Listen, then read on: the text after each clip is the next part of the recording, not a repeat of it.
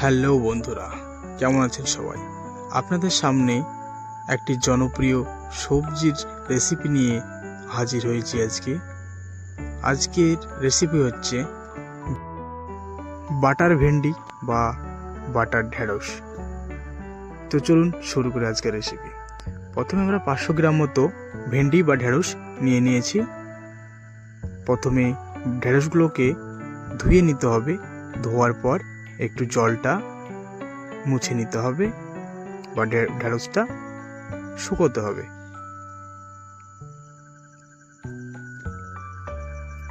তারপরে ছোট ছোট টুকরো করে কেটে নেব।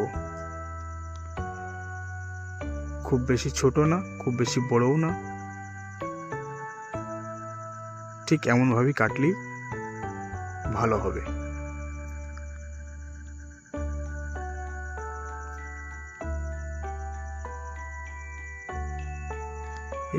এইভাবেই আমরা সব ঢেঁড়সগুলো কেটে নিয়েছি।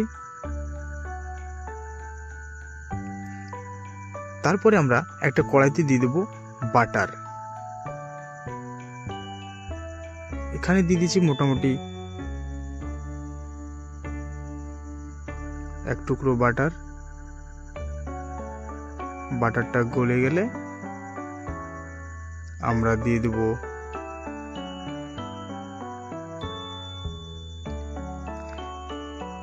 পেঁয়াজ কুচি, লম্বা লম্বা করে পেঁয়াজ আর লম্বা লম্বা করে মরিচ কেটে নিতে হবে। আর দিয়ে দেব রসুনের একটু কুচি। তারপরে একটু ফ্রাই করে নেব। মোটামুটি ভাবে ফ্রাই করতে হবে, খুব বেশি করে না। তারপরে আমরা ভেন্ডি বা ঢেঁড়স দিয়ে দেব। তারপরে আমরা ফ্রাই করব।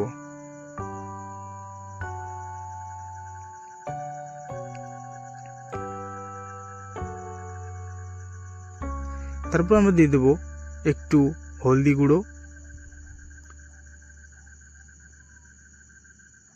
আর দিয়ে দেব 1 চামচ মতো জিরা গুঁড়ো। তারপরে আবারও নাড়তে থাকবো।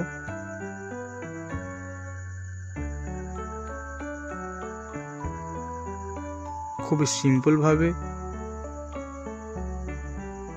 রান্নাটা করব আমরা।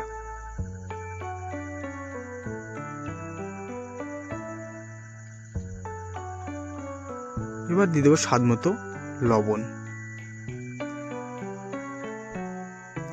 আপনাদের টেস্ট অনুযায়ী লবণটা দিবেন। তারপরে আবার নাড়াচাড়া করবেন।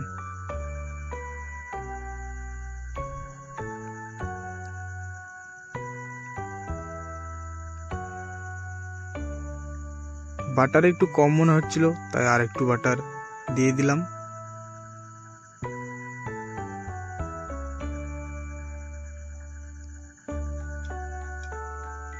তারপরে আমরা আবারও ভালোভাবে রান্না করতে থাকব।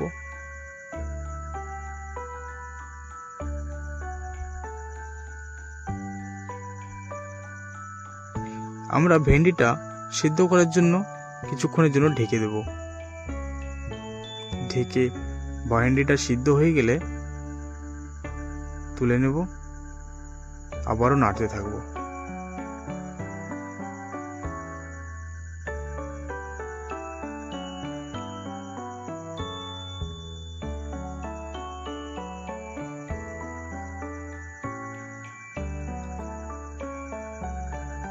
খুব বেশি মশলা থাকবে না, খুবই সাধারণভাবে রান্নাটা করব। কেননা ভেন্ডি খুবই স্বাস্থ্যকর একটি সবজি, তাই আমরা খুবই মশলাদার করব না। ভেন্ডি মোটামুটি আমাদের সিদ্ধ হয়ে গেছে এবং রান্না হয়ে গেছে, দেখতে পাচ্ছেন। ভেন্ডি রান্না রেডি হয়ে গেছে। এবার আমরা তুলে নেব।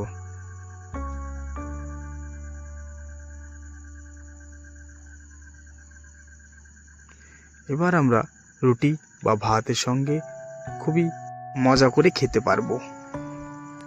আজকে খুবই সাধারণ একটি রেসিপি আপনাদের সামনে নিয়ে আসলাম।